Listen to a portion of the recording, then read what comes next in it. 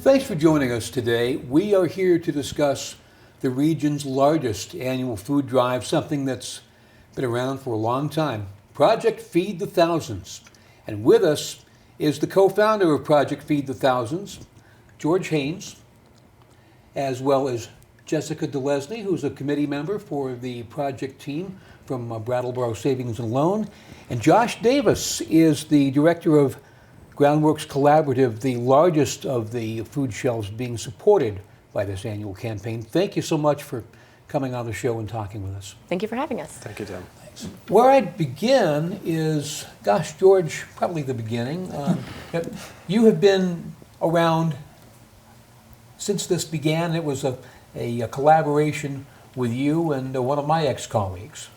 Yeah, myself and Larry Smith. This is the 26th campaign, so obviously it was a while ago.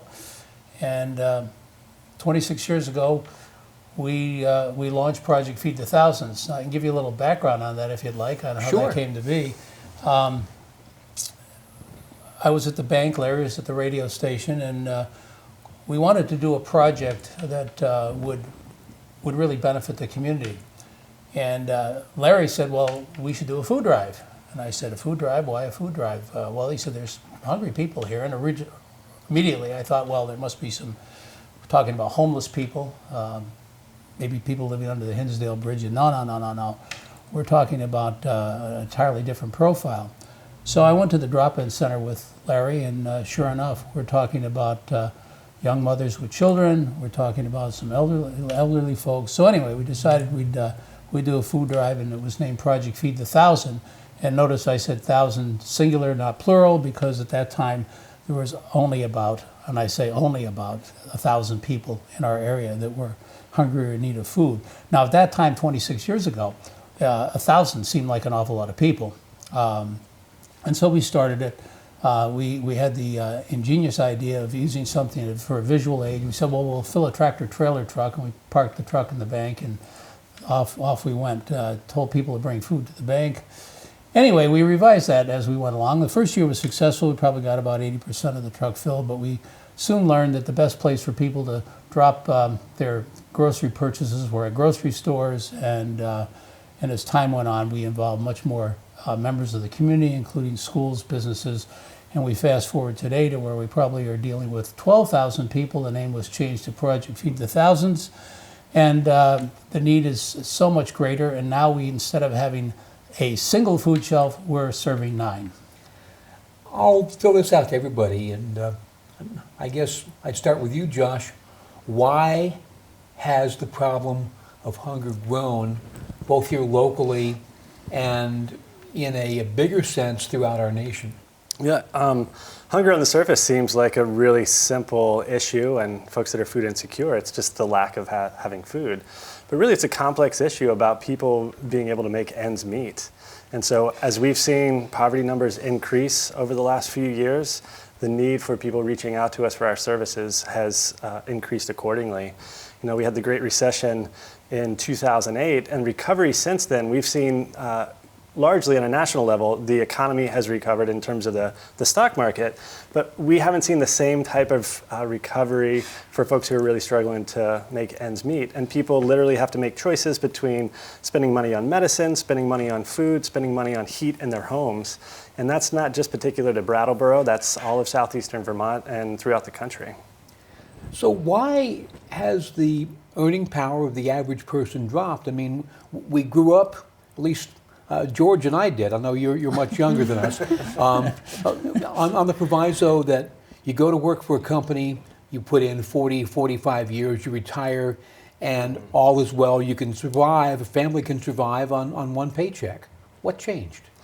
I'm not an economist, I'm a practitioner, and so from my perspective, what I've seen is that largely wage stagnation over the years, and so what you and George were getting paid back in the day is relatively what people are still getting paid now, even though the cost of living has increased, and the cost of housing in this community has also ratcheted up over the last few years.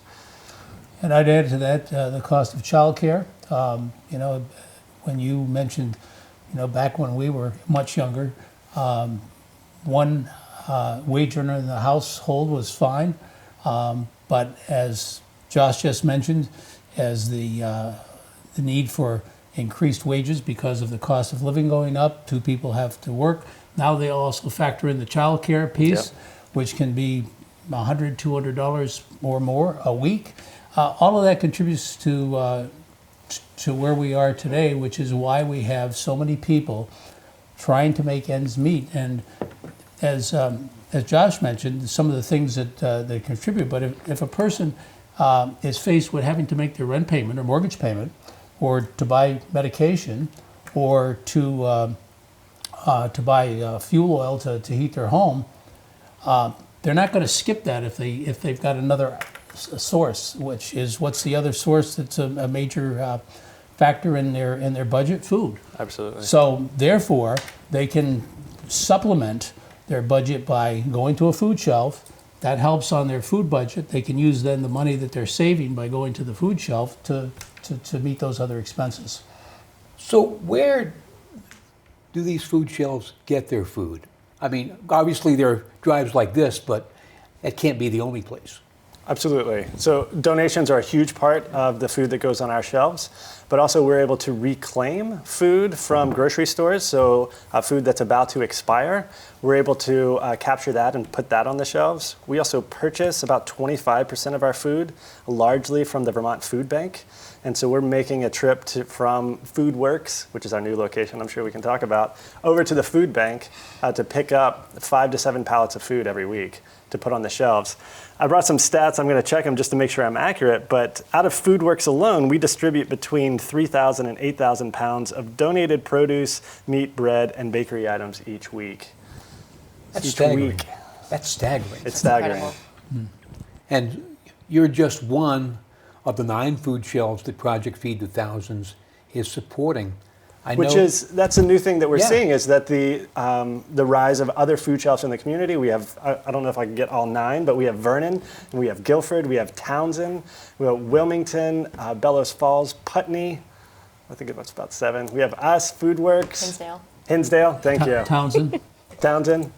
And so we're seeing Bellows those. Falls. And in addition to that, we're also seeing food shelves pop up in schools. So a number of elementary schools, both in Brattleboro and the surrounding area, have food shelves that they're also supplying food. Just an indication of the need that continues to rise. One of the things I've seen in my various roles, and as you know, I do have several in this community, is that if you're hungry, you also might have a problem with transportation, either not a reliable vehicle or problems affording enough gas to both get to work and get to other places. So it makes a lot more sense to have more food shelves closer to the people who need the food. Transportation, I think, is a big issue, and access to food, but there's also stigma that goes along with that. And so recently, Groundworks Collaborative moved their food shelf from where it was at the drop-in center, where it had been for years, to Canal Street in the building that used to house Domino's. And one of the things we're really trying to pay attention to is stigma. So we want to normalize the experience. We want to make it feel like it's a store when you walk in. We're really focused on customer service. We want a bright, airy, easily accessible food shelf, so people are more likely to come in and get their needs met. So who's eligible to go to Food Works, or is it open to everybody? It's open to the community. If you have struggling to put food in your cabinets or food on your table, please come and see us. And your hours, as I recall, are what, Monday through Friday with the exception of Thursday? Monday through Friday with the exception of Thursday. We have adjusted them a little bit, and so I would encourage people to check our website if they would like those specific hours. And we also open on the last Saturday morning of each month between 7 and noon. So we're trying to be, again, more accessible for folks that are working during the week and have a hard time making it open on the weekend once a month. And of course, if you want to find out where the other food shelves are, feedthethousands.org? Absolutely. Yeah, there's a lot of information on our website. We always encourage people to look at it if they want to assist or if they need assistance themselves, kind of what Josh was speaking about with the stigma. One thing that I've tried focusing on with schools this year and last year is that, there are 2 very different types of students that these schools are helping. There are students that can help, that they come from families that they don't have issues with food insecurity, and so we want those kids to get involved and to feel what it feels like to give back, because I go on Facebook a lot and I do these videos and I tell people, like, I promise this feels good. It feels good to help. But there's also, a large group of children in our area that don't have the ability to help. And I want to make sure that they understand that this is a resource for them. You know, there are people that can help and there are people that need help, and everyone's included in this. This is a true community effort. And over time, this has become a real important part of educating people, students especially, about the community around them. Absolutely. So are there kickoffs in various schools, and how do you promote it within the schools that take part? Yeah, so schools are a huge part of what we do. I just started with Project Feed last year, and this year I'm the school coordinator.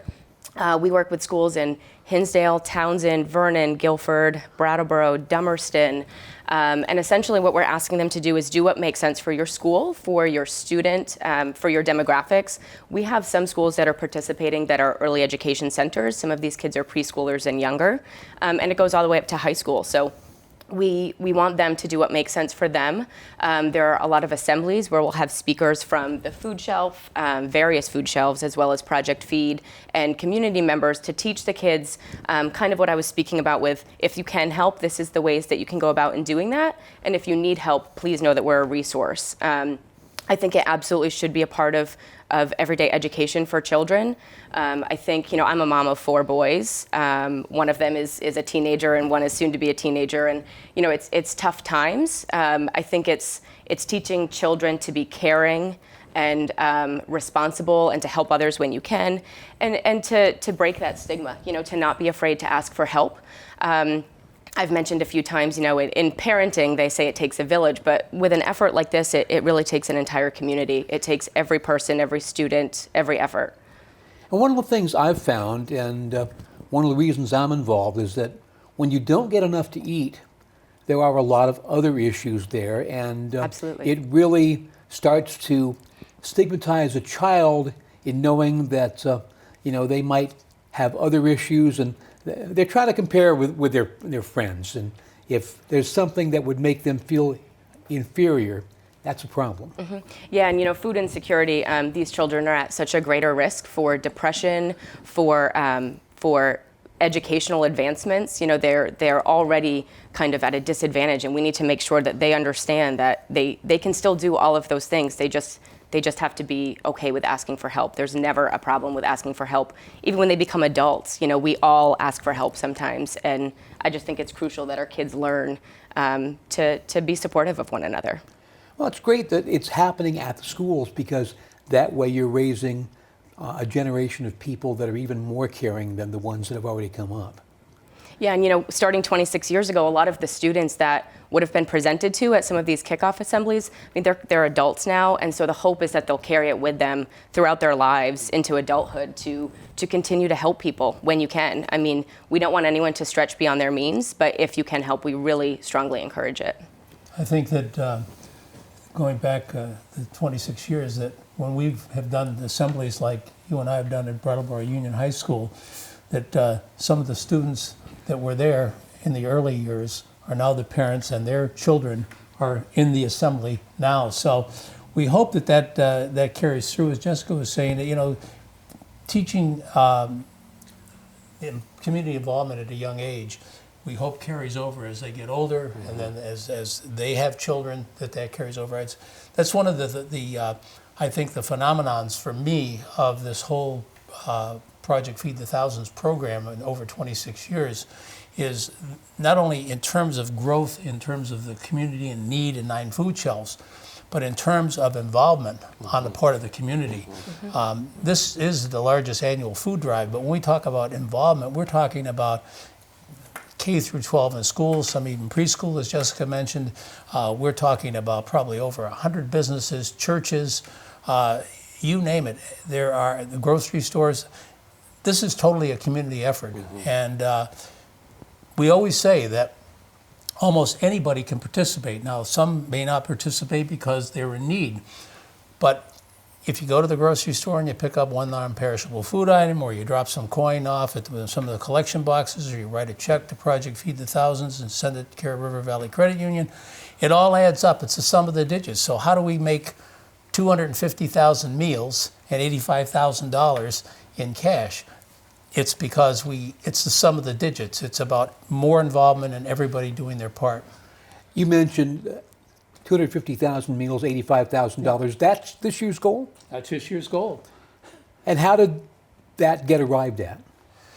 Well, what we always like to do is we always like to take, if we can, last year's goal and move it up a little bit. The last year was $80,000 and 200,000 meals. And it's not just to move it up, it's to move it up because the need increases. Absolutely. So you know, and in some ways, this helps, but it isn't the solution in its entirety. Mm-hmm. The money that we raise, $85,000, probably covers most food shelves for buying food.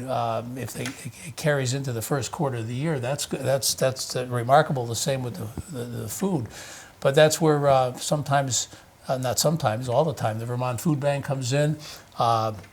Some of our major sponsors like CNS Wholesale Grocers and United Foods come in, food and some of the grocery stores on items that are getting close to their shelf life. Yep. All of that contributes. And then some of the food shelves, in fact, I just visited one in Vernon earlier this week, and they say that the money that they get from Project Feed, they can use somewhat throughout the year to supplement things that they need for the food shelf that maybe they aren't getting from the Vermont Food Bank or they buy at the Vermont Food Bank at a reduced rate. Yep, I would add to that. I would say, by and large, our budget depends upon the success of Project Feed.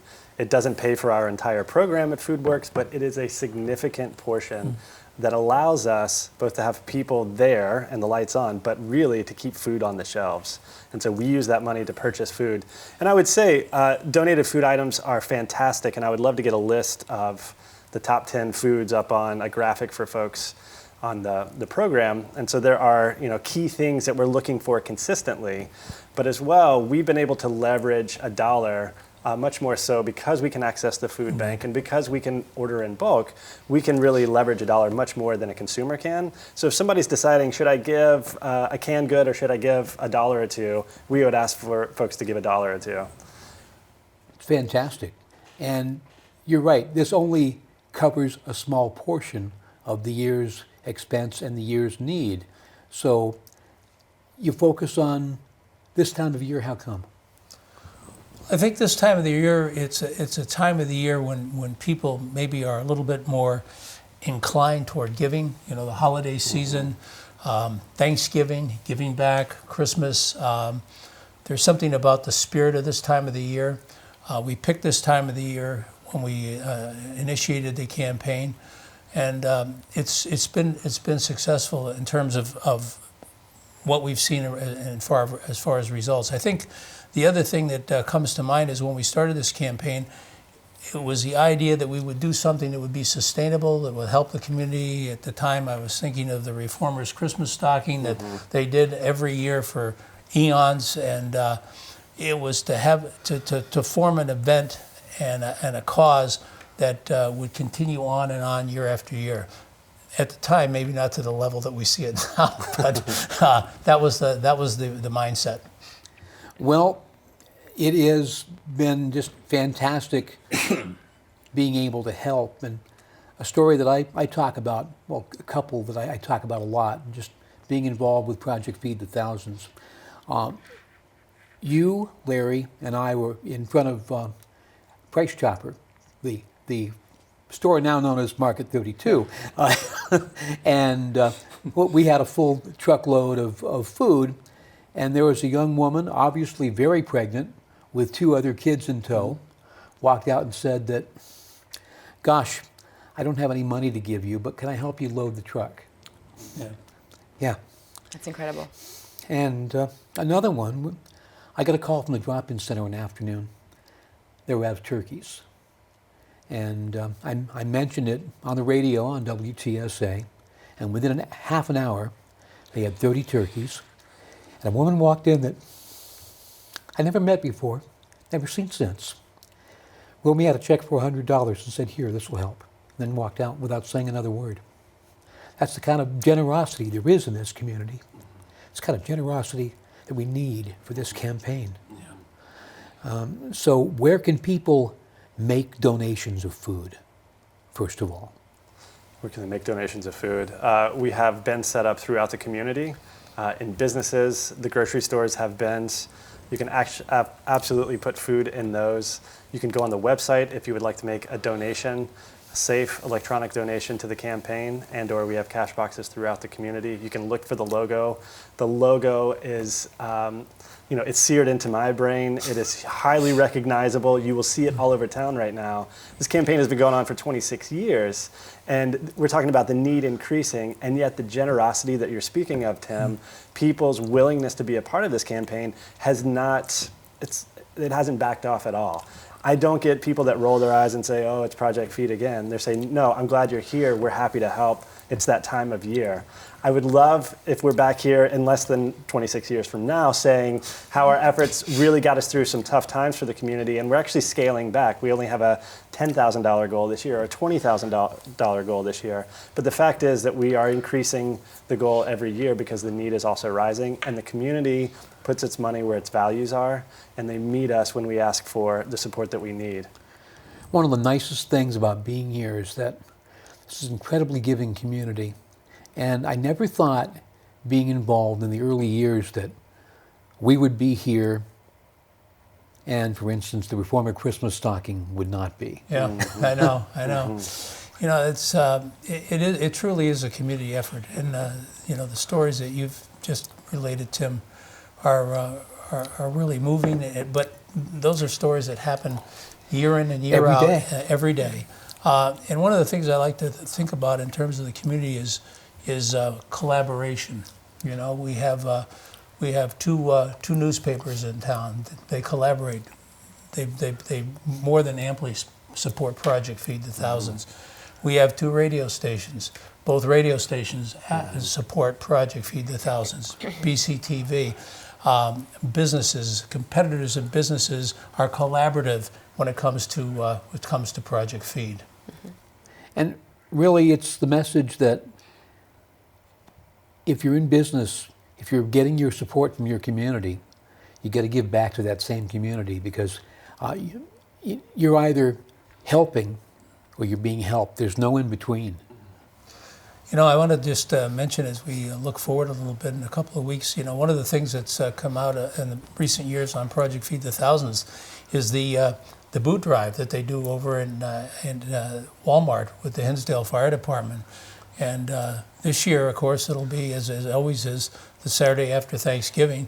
Brattleboro Subaru is going to be a part of that this year too, and they're going to be matching up to $1,000 dollar-for-dollar contribution. So that's going to be that's another boost as we get more and more people, more and more businesses involved in the process.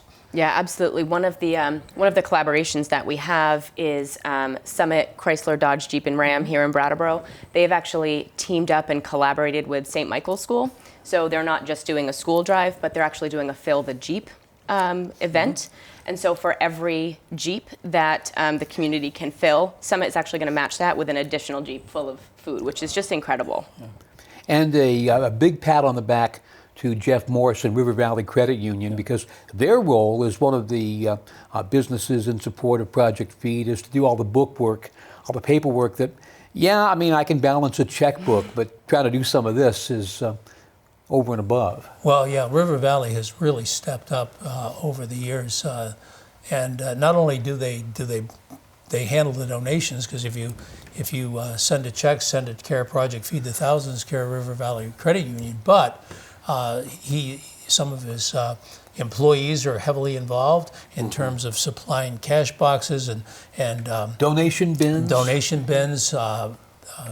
Posters are there, brochures are there. And on top of all that, they make a huge contribution dollar-wise. One of the major underwriters of this campaign. And of course, I can't say enough good things about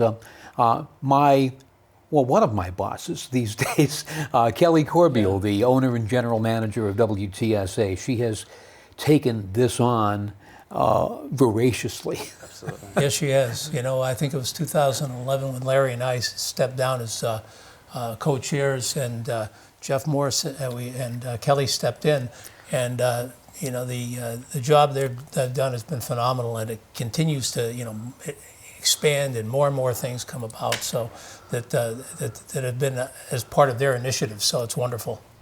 It really is. Now let's hit some of the basics here. You've got stores like Market 32, Hannaford's, Brattleboro Food Co-op, and all the other major stores in the region where you can make a food contribution. They've got donation bins. Yep. A lot of the stores have collection boxes, and you can send a check. River Valley Credit Union in Brattleboro. Yes. And is there a donation button on the Project Feed website? There is. Beautiful. Because There is. a lot of people do that, and that's a lot better than trying to do one of those GoFundMe campaigns. Yeah, and another way that people can make donations is at the culmination of all of our school drives, we actually have a Fill the Bus Day. So Hannaford in Brattleboro on Putney Road, they will have a full-size school bus that is donated actually by Kosmiskus Transportation, and a huge shout out to them. We really couldn't do Fill the Bus Day without the bus, so it's huge. But people can actually go. We'll have various on-air segments throughout the day. So that will be on Friday, December 20th, between 10 and 4. And that's when a lot of our schools will actually bring the collections that they've had, and they'll actually fill the bus. So that's a huge event, and it's a great way for people, individuals, businesses, to come and make their donations. Well, all of you are to be congratulated for your great help in making this campaign more visible within the community and also ensuring its success. Josh Davis from Morningside Shelter, Jessica DeLesney from Brattleboro Savings and Loan, and of course Project Feed the Thousands co-founder George Haynes. Again, you are either part of the problem, which we're glad to help you, or you're part of the solution. You can also help people that are in need. Think about it as you sit down with a big meal this holiday season. This is Tim Johnson. Do what you can for Project Feed the Thousands. Thanks for watching.